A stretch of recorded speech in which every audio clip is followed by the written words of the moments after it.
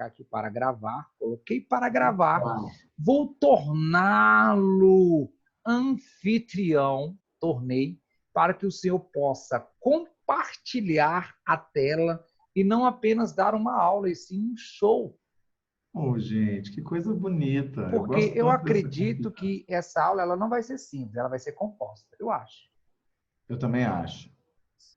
Essa piada foi composta muito mal, inclusive. Não, foi bacana, foi para introduzir a aula. Meus queridos, boa aula. Entendi. Então, falou, nego, até daqui a pouco. E aí, galera, bom dia, bom dia, bom dia e companhia. Então, depois desta semana que vocês viveram aí, estudaram para caramba, né, deram uma descansadinha, ficaram lá desesperadinhos porque o SESP não faz ideia de quando é que esse vestibular vai acontecer, a UNB não sabe quando é que volta esse semestre. Pelo menos a gente sabe que não vai haver cancelamento do semestre, ele vai passar para o semestre que vem. E aí, inclusive, como a gente conversava há um tempo atrás, é por isso que o vestibular não vai acontecer, não só porque não pode aglomerar, mas porque não tem como colocar aluno novo se a gente não encerrar o semestre, né? E aí a gente segue na nossa vidinha aqui de estudante, à distância, vendo essa pessoa linda que vos fala.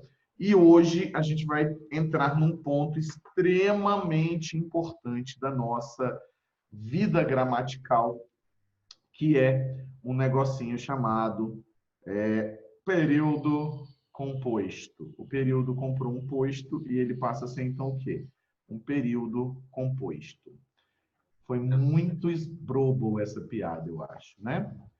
Então, o que acontece? Quando a gente pensa... Luiz, seu áudio está aberto, viu, filho?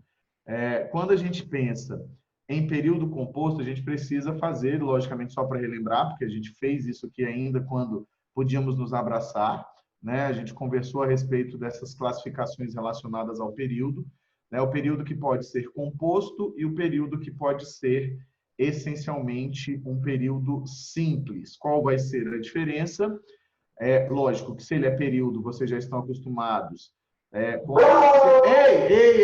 Ei! Atacou aqui o menino. Se é período, a gente está falando de enunciado que contém verbo, né? Então, enunciado com verbo e sentido completo, né? E aí a gente costuma dizer que se a gente vai botar um ponto, a gente diz que a gente tem lá e fim gramatical. Eu não gosto muito dessa classificação, como vocês bem sabem, de sentido completo ou não, mas significa dizer que o verbo tem tudo aquilo que ele precisa para que a frase seja gramaticalmente aceita. É isso que a gente entende como sentido completo, né? Mas com verbo e fim gramatical para quem não se recorda, porque eu sei que às vezes vocês têm uns probleminhas de memória, né? Assim, uma coisa interessante, essa ideia aqui de fim gramatical, a gente está falando de alguma coisa encerrada pelo que nós chamamos de ponto forte. Quais são os 3 pontos fortes? A gente trabalha com o ponto final é um ponto forte, o ponto de exclamação é um ponto forte, e eu gosto sempre de lembrar que a interrogação também é um ponto forte. O que não vai ser ponto forte jamais? Ponto e vírgula. Essa é uma dúvida que vira e mexe, surge, e um erro que muitas vezes alguns alunos cometem. Ponto e vírgula não põe fim a período, tá? O que a gente pode ter como ponto forte também é quando a gente apresenta lá as nossas queridas reticências, certo? Mas aí o que você vai olhar? As reticências, elas dependem da continuação. Ou seja, se a frase seguinte começar com letra maiúscula, a gente infere que a anterior acabou, né, que o período anterior acabou. Se o período seguinte começa com letra minúscula, a gente infere com certeza que não acabou aquele período, certo? Então, só para a gente lembrar aqui, período composto e período simples, então está relacionado, essa relação é feita diretamente entre a noção da quantidade de verbos. Então, a gente sempre vai pensar em quantidade de verbos, isso significa dizer que a quantidade de verbos de um período composto vai ser, obviamente, de 2 ou mais verbos, e no período simples, a gente vai ter um verbo apenas. Isso é muito fácil, né? Mas algumas vezes causa um pouquinho mais de confusão para vocês, principalmente quando a gente usa locução verbal. A gente vai tocar um pouquinho nesse assunto de locução verbal durante, não hoje, mas durante essas 2 aulas de período composto, né? A gente vai se focar. Aí eu não tenho como passar muito por cima de muita coisa de período composto, não, porque a UNB adora período composto, como a gente já conversou, principalmente os períodos compostos que utilizam pronomes relativos. Ela gosta demais disso, tá? Então, o que a gente vai entender? Quando você tiver lá um período, que é um período composto, tá todo mundo entendendo? Tranquilo? Todo mundo acordado comigo? Kaique, joga um joinha aí para eu saber que vocês estão vivos. O período composto, muito bem. A gente vai entender o período composto como classificado de 2 formas distintas, tá? Nós vamos ter o período composto por coordenação. O que significa dizer que eu tenho um período composto por coordenação? Significa dizer que uma oração não desempenha função sintática com relação à outra, tá? Eu vou mostrar isso para vocês daqui a pouco por meio de 2 exemplos aqui. Mas seria exatamente a ideia de que uma não desempenha função sintática com relação à outra. Ela pode desempenhar a função sintática com uma outra qualquer? Pode, tá? Mas a gente está falando de relação entre orações, então eu tenho no mínimo 2 orações que, ao se relacionarem, a oração número 1 não desempenha função com relação ao número 2 e a número 2 não desempenha função com relação ao número 1, certo? Na coordenação, então, a gente entende isso como uma relação de quê? Igualdade. Temos uma relação de igualdade entre as orações. Na subordinação, por outro lado, então, na subordinação, a gente tem uma relação de dependência sintática. Dependência sintática. Quando a gente está falando de dependência sintática, automaticamente a gente está falando de função sintática uma com a outra. Aí você vai pensar o seguinte: se eu tenho uma dependência sintática, para que eu tenha subordinação, eu vou pensar da seguinte maneira: é necessário que eu tenha uma oração principal que recebe a função sintática e uma oração subordinada que desempenha a função. Então, a subordinada desempenha, enquanto a principal recebe. Isso é essencial para a sua vidinha, tá? Então, olha só, a oração principal recebe a função, aquela função é desempenhada por uma necessidade dela, e a oração subordinada desempenha essa função. Então, para eu ter, por exemplo, uma oração subordinada, substantiva, objetiva, direta, eu preciso anteriormente ter uma necessidade dentro da oração principal de um objeto direto. Por isso que eu acabo tendo uma relação de subordinação. Deu para entender até aqui sem problemas? Partamos então para... Opa! Ai, meu Deus do céu, eu fiz ao contrário. Eita, que alegria. Pronto. Vamos partir aqui para uma relação de exemplinhos na nossa vida. Então, vamos lá dar uma olhada nesses exemplos e o que significa tudo que eu expliquei até agora, tá? Então, vamos pensar o seguinte. Nesses exemplos, a gente vai dar uma olhada e vai pensar que... imaginem que nós temos uma frase como... Adi! Oh, meu Deus do céu! O barulho. Aconteceu. Vou pegar aqui o exemplo do que acabou de acontecer.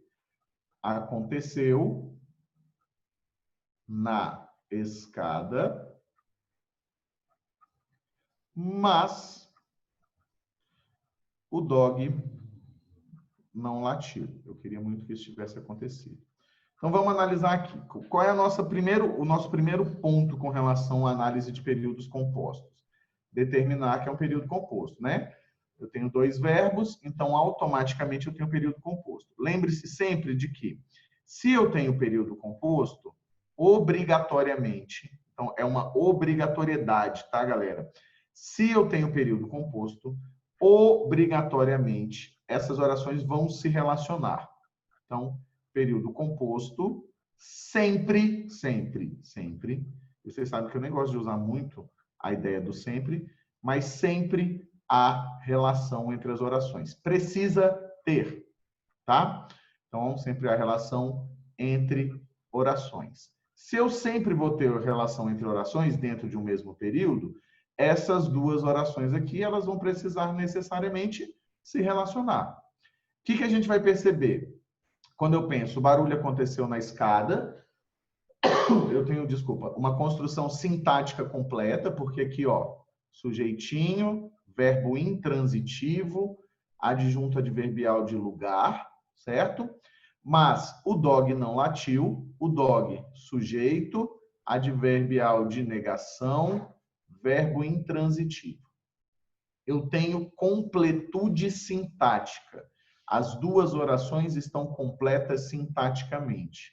E aí, uma não está desempenhando relação nenhuma sintática com a outra, introduzidos por uma conjunção que indica uma quebra de expectativa. Indica que gera-se uma expectativa naquela primeira ideia, ou seja, se o barulho aconteceu na escada, o que a gente espera? O que aconteceu aqui? Que o cachorro vai latir. Mas o cachorro não late, ou seja, a expectativa gerada, ela é quebrada na segunda oração. Nesse caso, como não tem função sintática, estabelece-se uma relação de igualdade. Se é igualdade, esse é um período composto por coordenação. Diferente do que talvez vocês tenham visto em alguns lugares, a coordenação é a última parte que eu aplico. Por quê? Para chegar na coordenação, se você souber a subordinação, é muito mais fácil, tá? Tudo bem até aqui? Eu posso ter relações também de função sintática. Vamos dar uma olhadinha, é o seguinte. Fernanda disse que vai para Ibiza, porque ela é chique, né? E que mandará fotos. A gente estava zoando com a Fernanda aqui no começo, tá, gente? Só para aqueles que não tinham chegado ainda. Por onde a gente começa? Marcando o texto, né? Então, vamos marcar texto aqui. Fernanda disse, primeiro verbo, vai, segundo verbo, mandará, terceiro verbo. Tudo bem? O que a gente vai fazer aqui? O que a gente vai notar? Olha só, vamos ter que notar alguma coisa. Então, o que a gente vai perceber neste caso? O verbo dizer, ele é um verbo transitivo direto. Ele é o que a gente costuma chamar de verbo de dois lugares. Ele abre um espaço para o sujeito e abre um espaço para o objeto. Qual é o sujeito desse verbo? Fernanda. Fernanda é o sujeito desse verbo. Então, o primeiro espaço está ocupado. A primeira lacuna que esse verbo abre está ocupado. Só que ele precisa de uma complementação sintática, que, claro, vai aparecer também como uma complementação semântica, né? Afinal de contas, sintaxe e semântica não são a mesma coisa, mas elas são codependentes, tá? Então, Fernanda disse que vai para Ibiza, é a primeira coisa que foi dito por Fernanda, ou seja, está desempenhando uma função sintática com relação ao verbo dizer aqui. Ele não pede um objeto direto? O que essa oração vai ser? Uma oração, ela desempenha função sintática? Sim? Beleza. Então, ela vai ser uma oração subordinada. Ela não está desempenhando a função de complemento verbal? Oração subordinada, substantiva. Já a gente vai falar sobre isso, até porque vocês já ouviram, né? Substantiva. Não desempenha a função de objeto direto? Objetiva direta. Perfeito. Só que olha o que acontece. A criatura veio e aqui adicionou um E, certo? E trabalhou com uma segunda oração, ó, que mandará fotos. Vocês percebem que continua completando o sentido do verbo dizer? Então, ela diz duas coisas, né? Fala muito. Então, ela diz que vai para Ibiza e que, lógico, a gente, né, vai mandar fotos também. Então, a gente acaba tendo duas orações subordinadas. Aí, aqui eu tenho uma oração subordinada. Tem que ser a mesma classificação, tá, gente? Substantiva, já vou explicar para vocês por quê. Objetiva, direta. Massa. Todas essas duas orações aqui estão relacionadas com quem? Com a primeira. Esta oração aqui, então, a gente vai classificar como oração principal. Se eu tenho oração subordinada, obrigatoriamente eu tenho oração principal. Tudo bem? Então, quais são as duas orações principais? Que vai para Ibiza e que mandará fotos. Ótimo, perfeito, deu para a gente perceber. Dica do dia, uma das dicas do dia do tio. Isso aqui também é chamado de complemento, a UNB adora chamar dessa forma, de complemento verbal oracional. Ou seja, sempre lembro para vocês que essa relação de complemento verbal, ela tem uma relação interessante, que é entendermos que elas são os objetos. Complemento verbal é objeto, tá? Apareceu na UNB complemento verbal, tem que ser ou objeto direto ou objeto indireto. Mais nada é complemento verbal. Bota isso aí na caixolinha, tá? Então, elas são os nossos objetos. A mesma coisa, obviamente, vai se aplicar a isso, né? A do lado de cá. Então, nesse caso aqui, eu tenho dois complementos verbais, né? Então, aqui eu tenho outro complemento verbal oracional, porque é uma oração. É a mesma coisa de dizer oração subordinada, ok? Aí, o que acontece? Vocês estão percebendo que esta oração aqui é igual a esta oração aqui? Elas não desempenham a mesma função sintática? Elas não estão relacionadas com o mesmo verbo? Automaticamente, entre essas duas orações, entre a segunda e a terceira orações, estabelece-se uma relação de igualdade. Se é igualdade, tem que ser coordenação. Aí agora você pode estar falando assim, espera aí, professor Marlindo, que nós temos, né? Não está muito difícil ganhar essa luta, inclusive. Espera aí que você disse que se a oração desempenha função sintática, ela não pode ser coordenada. Entre elas, a função sintática que elas estão desempenhando, que é a de objeto direto, se dá com relação a quem? A principal. Então, entre elas, pode haver, sim, sem problema nenhum problema, uma relação de coordenação. Este é um período em que eu tenho as duas relações, bonitesos. O primeiro lá era um período composto pelo quê? Coordenação, como a gente viu, né? Esse segundo aqui, ele não vai poder ser classificado como período composto por coordenação. Ele é chamado de período misto, também chamado de período composto por coordenação, subordinação e coordenação. É a mesma coisinha, tá? Misto por quê? Porque ele apresenta, obviamente, as duas relações. Deu para entender até aqui? Sem problemas? Mesmo? Jogo joia. Tranquilo, hein? Todo mundo está tranquilo comigo aqui, né? Então, vamos lá.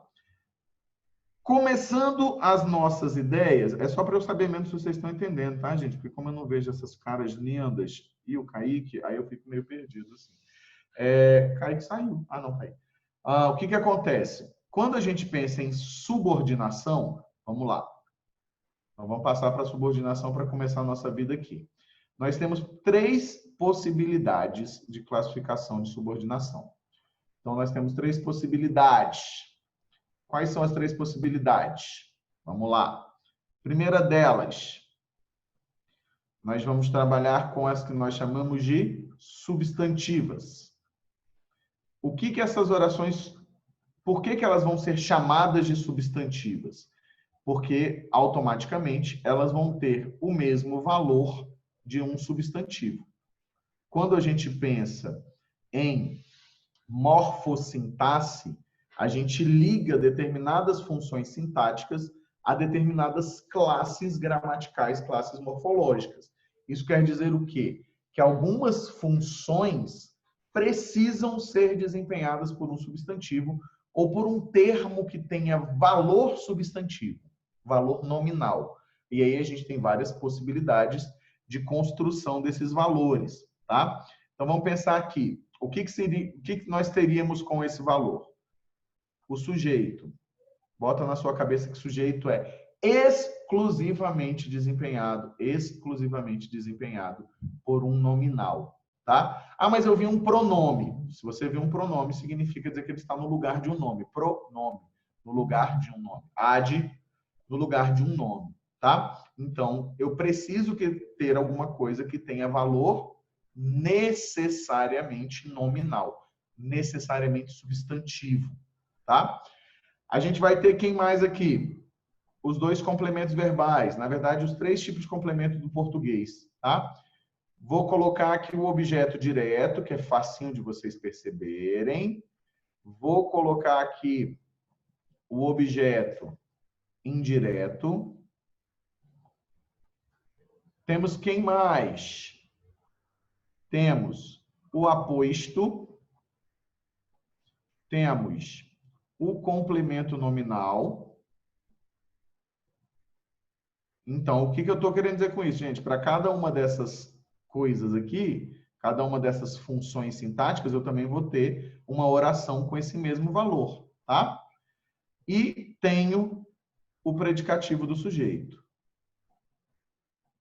Já já a gente vai falar, a gente vai começar por essas aqui, inclusive. Sujeito. Além dessas, o que a gente vai ter? Então, vamos lá. Além dessas aqui... Além dessas aqui, a gente vai ter também as orações subordinadas adjetivas. Já estou adiantando aqui para a gente poder potencializar nosso tempo, tá? Se ela é adjetiva, ela tem valor de quem, gente? Valor de adjetivo. Você se lembra lá da sua aulinha, um dia na sua vida, em que você aprendeu que o adjetivo é um termo essencialmente modificador de quem? Dos nomes, né? Então, para ter uma adjetiva, essa adjetiva precisa obrigatoriamente se relacionar com o nome que apareceu antes dela, tá? Tem muitos poucos casos em que ela se relaciona com o nome que é posterior.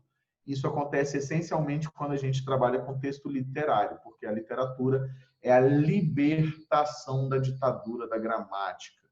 Na literatura, aquela famosíssima liberdade poética realmente é válida e funciona. Tá? A gente precisa realmente ter uma certa liberdade na literatura para poder vencer algumas coisinhas. Essas orações elas vão ser classificadas essencialmente em 2 formas. O que nós chamamos de restritivas e o que nós chamamos de explicativas. É interessante a gente perceber que, como essas orações elas causam problemas gramaticais de função sintática, a gente classifica essas orações somente pela classificação morfológica, que é o fato dela ser uma oração, e semântica, por ela ser restritiva ou ela ser explicativa. Tá? Tudo bem até aqui? Então vamos lá. Por fim, nós temos quem? Nós temos lá as adverbiais. Então, as adverbiais, que são aquelas que, obviamente, vão apresentar valor de advérbio. Vamos ver como é que está aqui a minha querida memória, tá? Porque vira e mexe eu esqueço alguma coisa dessas classificações aqui, algum nome. Então, adverbiais, valor de quê? De advérbio, né? Teve valor de advérbio, o que significa dizer que teve valor de advérbio, bonitos? Vai se relacionar necessariamente com o verbo da primeira oração. Não precisa ser a primeira, mas da oração principal. Porque o advérbio, no caso, eu me lembro claramente que na aula passada a gente falou isso, eu indiquei para vocês que o advérbio ele pode modificar muita gente, né? Ele pode modificar um outro advérbio, pode modificar um adjetivo, pode modificar um substantivo, né? Pode modificar muita gente, mas no caso específico das orações adverbiais, elas só podem se relacionar com verbos. Ou seja, aquela colocação que eu fiz para vocês na semana passada, de que ela pode ser, o advérbio pode modificar mais coisas, é só quando a gente estiver falando sobre uma palavra que é um advérbio. Se é uma oração de valor adverbial, ela só se relaciona com quem? Exclusivamente com verbos, o verbo da primeira oração, tá bom? Vamos lá então, bonitezos. Seguindo em frente, tá dando para entender? Sem probleminhas? Mesmo? Ótimo. Vamos para as classificações. A gente tem aqui quem? Tem, eu sempre esqueço, vocês estejam prontos para me ajudar aí, tá? As temporais, as causais, as consecutivas. Os nomes são autoexplicativos, né, bonitezos? Temporal apresenta uma leitura de quê? Ah, eu acho que é causa. Não, não é tempo. As causais, de causas consecutivas, de consequência. Talvez essa seja um pouquinho mais complicada para vocês. O nome, no caso, né? Aí eu tenho as concessivas, que são as que vão apresentar aspectos muito semelhantes à oração coordenada adverbial. Tenho as conformativas. Temos aqui as condicionais. E temos as... Agora que vai faltar um C. São 6 Cs. Vou deixar aqui que eu vou lembrar em algum momento, tá? São 9 classificações. Essa é que mais tem classificação. Temos as proporcionais. E temos as finais. Tem 8 aqui, né? 2, 4, 6, 8. Consecutivas, concessivas... Comparativas, não, professor? Comparativas, muito obrigado. Quem foi? Luísa, né? Isso. Muito obrigado, Amore. Comparativas. Eu sempre vai faltar uma, gente. Eu sou um velho, tá? Acostuma. Assim, eu olhando eu consigo, mas não me julga. Obrigado, Luísa. Você é muito legal às vezes. Então, temos essas classificações que são também classificações semânticas. Volto a dizer, os nomes são autoexplicativos, né? Alguns, eu acho que a gente tem alguns de vocês aqui que foram meus alunos de escola, no Único, que no meu retorno para o Único tiveram essa aula comigo, provavelmente. Eu acho, não sei se vocês se recordam disso, mas quando eu entrei, eu estava na gramática, né? Então, é mais ou menos, todo mundo já sabe como é que funciona a minha cabeça vazia. Tudo bem até aqui? Deu para entender? Vamos começar por onde? Vamos começar pelo maior problema. Quem é o maior problema? O Bolsonaro. Opa, desculpa. Não, o maior problema é a oração, tá? Mas vamos começar pelas substantivas. As nossas substantivas, elas obviamente vão apresentar uma relação aí de, como eu mostrei para vocês, substantivo desempenhando aquelas 6 funções. Ponto, acabou, tá? Quais são as mais fáceis? Vou começar ao contrário, vou começar pelas mais fáceis, tá? A gente vai perceber, por exemplo, orações subordinadas substantivas, objetivas diretas. Então, ó, as objetivas diretas, como o próprio nome já está dizendo, o nome é autoexplicativo, desempenham função sintática de objeto direto. O que eu vou precisar pressupor, bonitos? Vou precisar pressupor que a primeira oração tenha ou um VTD ou um VTDI, né? Então, nesse caso aqui, a gente pode pressupor a existência na oração principal, obviamente, porque é com a oração principal que ele se relaciona. Na oração principal, haverá VTD ou VTDI. O que vocês acham disso? Né? Haverá ou VTD ou VTDI. Por exemplo, vamos lá. O Wagner disse a nós que hoje falará de períodos. Vamos dar uma olhadinha aqui. Essa primeira oração, a gente marca aqui os nossos verbos, disse, falará. O verbo dizer, ele é um verbo safadinho, né? Que ele é o verbo que vai apresentar aí uma variaçãozinha. A gente consegue tê-lo ou como verbo transitivo direto ou como verbo transitivo direto e indireto. Nesse caso, eu tenho o destinatário aqui, ó, a nós. Isso aqui é um objeto indireto. Então, eu já sei que é verbo transitivo direto e indireto. Porque eu tenho que dizer algo, que eu não gosto, a alguém, né? Mas é mais ou menos nesse caminho. Como é que eu separo a oração? Começa com a conjunção integrante, isso é uma coisa sempre importante. Se é desenvolvida, tem conjunção integrante. Que infelizmente conjunção não dá, né? Que infelizmente tem alguns professores que ensinam um trisquinho errado em algumas coisas aí, não é falando mal de ninguém não, tá, gente? Mas às vezes a galera esquece que conjunção integrante não é só o Q e o C. Já já vou mostrar para vocês, tá? Já já eu mostro, não se preocupe. Então, que hoje falará de períodos. Termina onde? Aqui.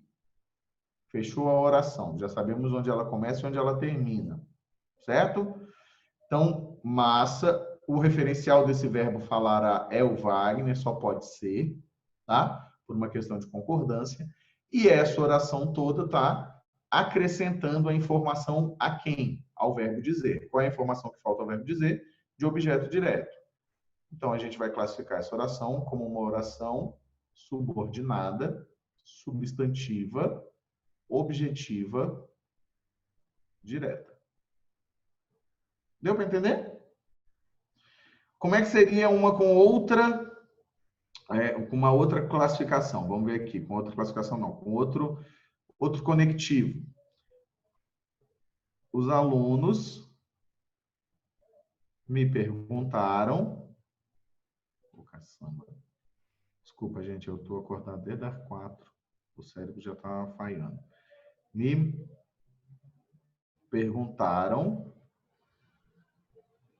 quando será a aula. Inclusive, semana que vem começam nossos aulões, né, gente? Não esqueça. Perguntaram é o verbo que a gente tem aqui, será é o verbo que a gente tem aqui. Vamos lá, vamos analisar sintaticamente aqui a Vagacildes. Quando a gente olha para ela, a gente tem perguntaram, nesse caso aqui, mais uma vez, um verbo VTDI, porque eu tenho perguntado para um objeto indireto, a mim, né? Os alunos perguntaram para mim quando será a aula. Também é um destinatário dessa pergunta, né? Mas o que é que foi perguntado efetivamente?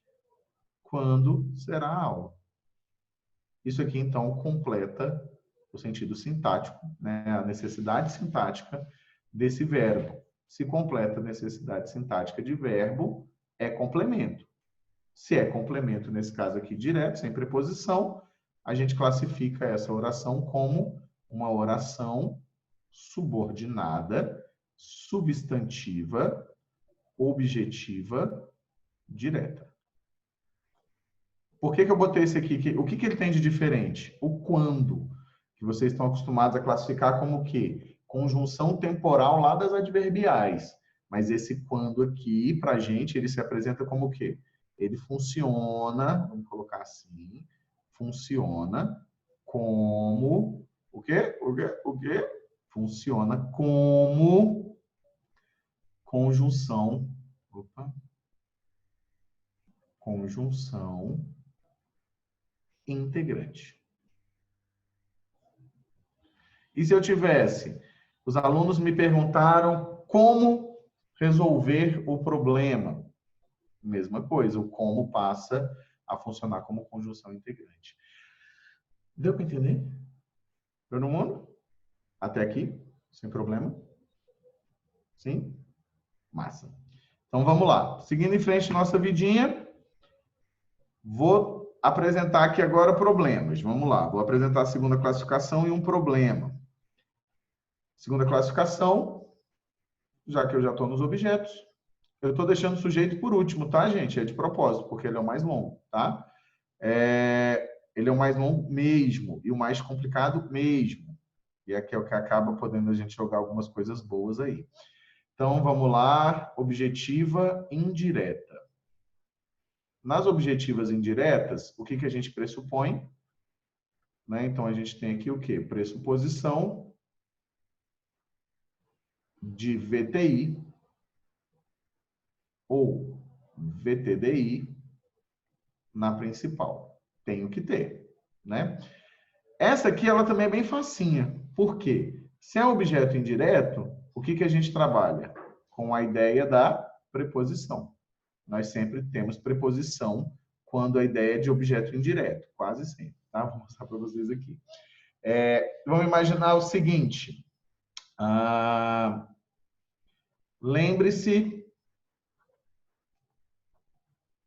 de que a vida é uma caixinha de surpresas. Para de andar com esse osso, pelo amor de Cristo.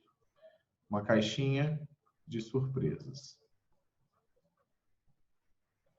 Então, ó, a vida, lembre-se de que a vida é uma caixinha de surpresas. Qual o verbo que eu tenho? Lembre-se. E o verbo ser aqui, certo?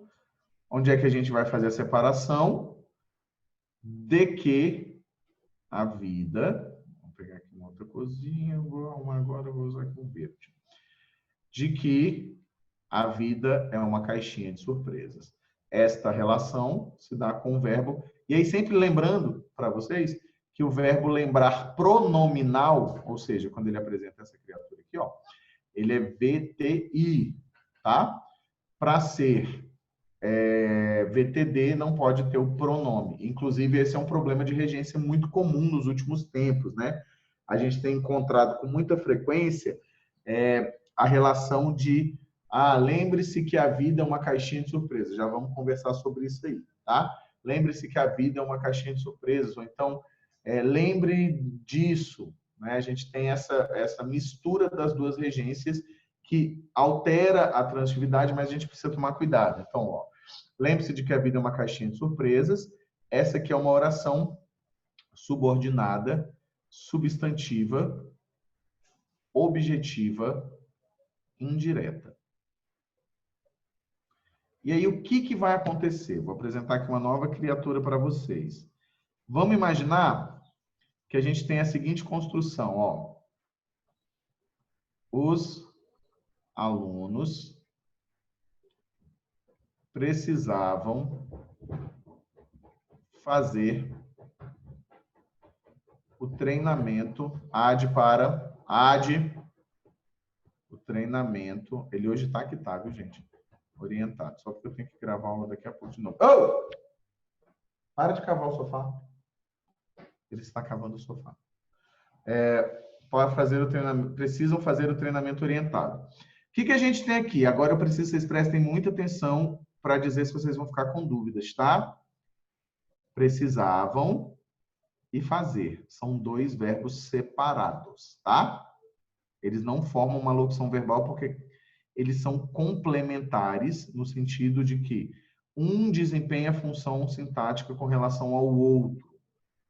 Neste nosso caso em específico, o que a gente vai ter?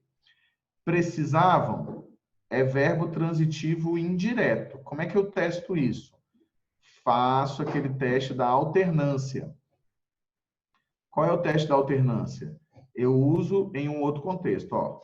Os alunos precisam de amor. Gente. De amor. No coração. Né? No caso de vocês. Então, os alunos precisam de amor. Eu consigo dizer, os alunos precisam amor? Não, eu poderia até dizer que eles precisam amar. Mas eu não posso dizer precisam. Porra, tá difícil, hein, Adi? Caralho. Precisam amar, mas eu não posso dizer os alunos precisam amor. Ou seja, é VTI. Não tem diferença de significação. Ele está muito querendo chamar a atenção hoje. Então, o que a gente tem? Não tem diferença de significação. Não tem por que eu ter aqui uma transitividade diferente dessa transitividade. Ele continua VTI. Aí você pode falar, tá, Wagner, mas e agora?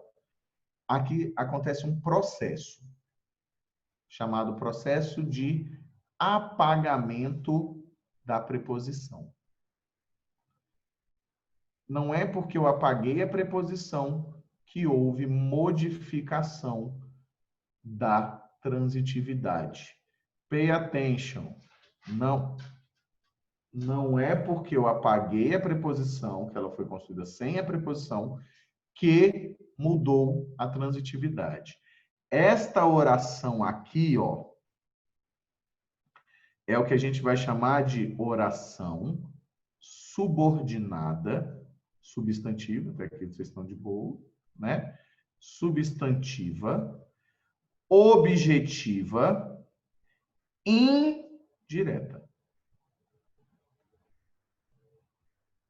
Professor, mas não tem a preposição. Ela está subentendida bem aqui. É como se nós a tivéssemos entre parênteses. Os alunos precisavam de fazer o treinamento orientado. Hoje eu estava assistindo, e é interessante perceber que a gente quase não faz essa construção com o D, tá? No português, sempre, eu já expliquei isso para vocês, sempre que a gente puder matar uma preposição, a gente vai matar essa preposição, tá? Só que o que acontece? A gente, em alguns casos, principalmente em contextos ultra monitorados, como a gente costuma chamar, acontece um processo chamado hipercorreção. O que é o processo de hipercorreção? Você faz modificações que às vezes são desnecessárias para que a sua linguagem atenda àquele nível mais formal. Eu estava assistindo o DF1 aqui, e a jornalista, bem bonitinha, inclusive, diga-se de passagem, todas as construções que ela fazia com precisar mais infinitivo, né? Tipo, por exemplo, precisava fazer, ela colocava a preposição. E é engraçado que a gente já acostumou tanto a tirar a preposição que no nosso ouvido parece que está alguma coisa errada quando ela faz, né? Quando se constrói com a preposição. Então, oração subordinada substantiva objetiva indireta, tá? Essa oração, ela tem... Vou tentar passar na cara pela porta. Essa oração, ela tem uma classificação a mais. Qual é? Vocês perceberam que não tem conectivo aqui na frente, não perceberam? Se não tem conectivo e o verbo está no infinitivo, a gente vai chamar essa oração de reduzida. Ela é reduzida de quê? De infinitivo. Professor, mas isso é muito complicado porque tem as outras reduções. No caso da substantiva, ela só se reduz em infinitivo. Não há redução que não seja infinitivo. Deu para entender? Não há redução que não seja em infinitivo. Tranquilo? Tudo bem até aqui? Entenderam esse processinho aí de apagamento da preposição? De boinha? Então, vamos lá. Seguindo em frente. Se alguém tiver dúvida, me avisa, inclusive, se entrar alguma coisa no chat, porque meu negocinho aqui fica escondido, tá? Então, vamos lá. Terceira. Vocês estão conseguindo entender mesmo, gente? Terceira, vamos passar para as predicativas. Ah, professor, não é oração subordinada substantiva predicativa do sujeito? Não precisa, não se chama predicativa do sujeito, porque só existe a predicativa do sujeito. Então, a gente não precisa nomeá-la como predicativa do sujeito, tá?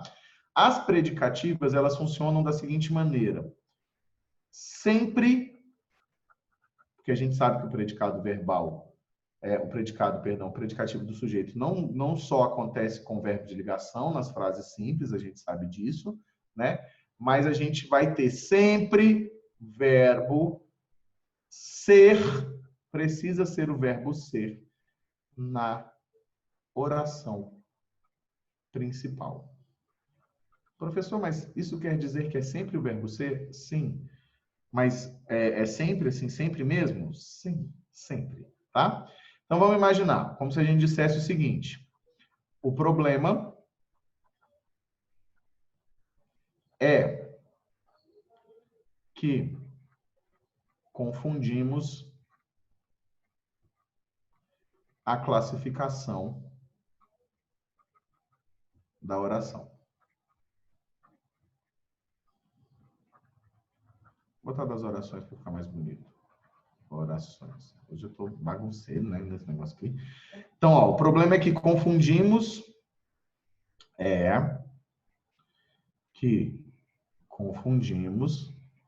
a classificação das orações. Aí, desculpa, gente, quase xinguei. A gente vai ter o que aqui? A gente vai ter a primeira oração, delimitada daqui a aqui. O problema, todo mundo consegue visualizar que é um sujeito do verbo ser. Se o verbo ser é prototipicamente verbo de ligação, ele abre espaço para quem? Sujeito, e vai ficar faltando que criatura? Predicativo. E aí? Como é que nós faz? Como diz o povo, né? Cadê o predicativo do sujeito? O que sobrou para ser predicativo, gente? Que confundimos a classificação das orações.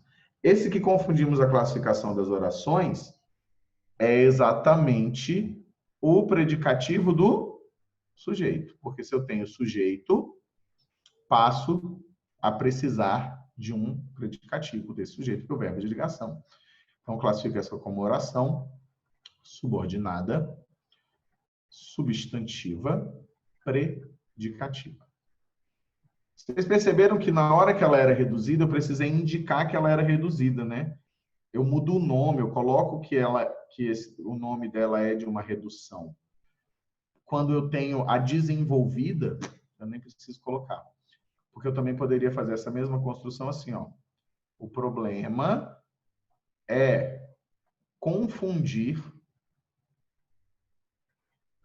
a classificação das orações.